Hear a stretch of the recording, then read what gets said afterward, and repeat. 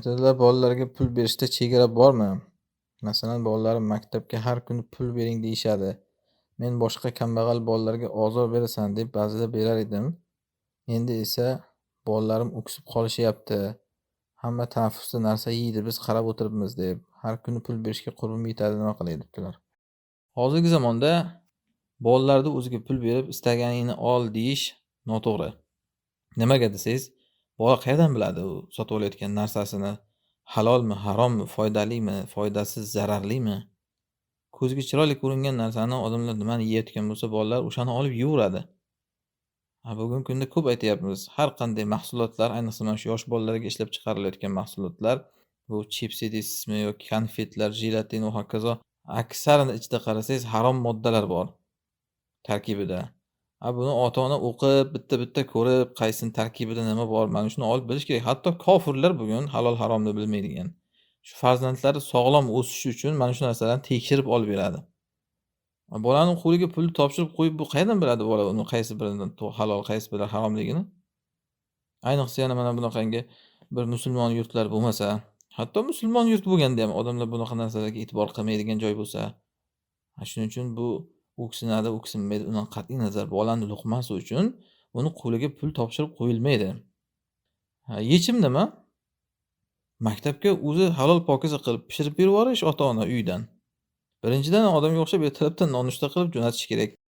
Ikkinchidan kelgandan keyin mana shu peshinda ovqatini qilib berish kerak. Nima endi bir 6 soat, 7 soat masalan maktabda ochidan o'lmaydi-ku. Biz ham maktab o'qiganmiz mana. Hech maktabda narsa yemasdik borib tanaffusda yoki boshqa.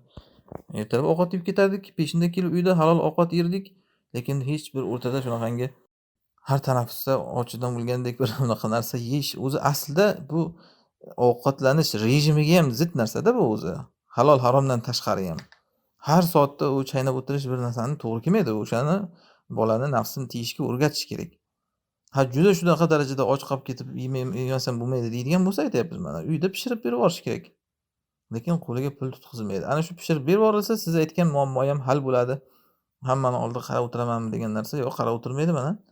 Yeydi mayli, faqat o'sha uyda pishirib kelgan halol narsasini yeydi. Ruxsat yo'q bo'lsa agar maktabda uni ko'tarib borishga bo'ldi, sabr qiladi. Maktab u o'qish uchun boriladi, ovqat yeyish uchun emas. Keyin yana bir narsa borki, o'ksinadi deyapsiz mana. O'ksingani tug'yonga ketib maqtanchoq bo'lganidan yaxshi. O'ksinish odamni sindiradi. Sinishchi, kamtar qiladi odamni. Lekin hammaga maqtanib, ana menga onam buni olib beryapti, dadam buni olib beryapti deb maqtanchoqlik qilish uni tug'yonga ketkazadi. Odamzod mana Alloh oyatda nima degan? Odamzoddagi xislat. Kalla innal insana la yatgha ar-ra'ahu istaghna.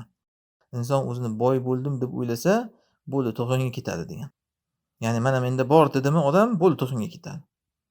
Shu bilan keyin uni tog'ut qilib yetishtiriladi. Katta bir zolim yoki shunaqangi hech kimni mana kambag'alni, bechorani his qilmaydigan qilib. His qilsa nima uchun masalan bizga roza tutish buyurilgan? Ko'p hikmatlari bor. Shulardan biri mana shu kambag'al, och-nahor odamlarni his qilish uchun. O'ksinib qolasizlar demadi-ku Alloh shunda, ovqat yeyotganlarni ko'rib. Aksincha his qilish kerak. Ana shuning uchun to'g'ri qilyapsiz, uni qo'liga jaraq-jaraq pul tutqizilmaydi. Pul u ko'chadan oqib kelmaydi, uni odam qiynalib topadi degan narsani farzandlarga o'qitish kerak. Farzandga pul berilgan taqdirda ham uni bir nimadir shart bilan berish kerak. Masalan, mana dars qilsang beraman, mana kitobni tugatsang beraman. O'shanda ham falonsin buni cheklab toki yoshligidan bola o'rganish kerakki, bu hay degandan osmondan tushaveradigan narsa emas pul. Aks holda haligi 40 ga kirguncha otam boqadi, 40 dan keyin bolam boqadi degan e'tiqodda katta bo'ladi. Birovga o'ligini ortaydigan. Mana shunaqa bo'lmasligi uchun unga nimadir evaziga bu pul kelishligini o'rgatib katta qilish kerak. Va o'sha pulni ham keyin to'g'ri narsaga ishlatishni undan so'rash kerak. Nima qilib kelding, nima olding, nima yeding? Bugungi kunda masalan ko'rsatib, nima telefonda boshqalar nazorat qilib tursa bo'ladi, qani nima olyapsan pulga? Keyin halol harom narsalarni o'rgatish kerak. Ana shunaqa qilib tarbiyalanadi. Ammo bu qo'liga istagandek qilib pul tutqizib qo'yish, qurbiz yetsa ham bu narsa noto'g'ri. Alloh Qur'onda aytgan: "La taj'al yadaka maghlulatan ila unuqik va la tabsutha kullal bast." Qo'lingni bo'yningga bog'lama. Ya'ni qizg'anchiq bo'lma degani bu. Va uni mutlaq yoyib yuborma ham degan.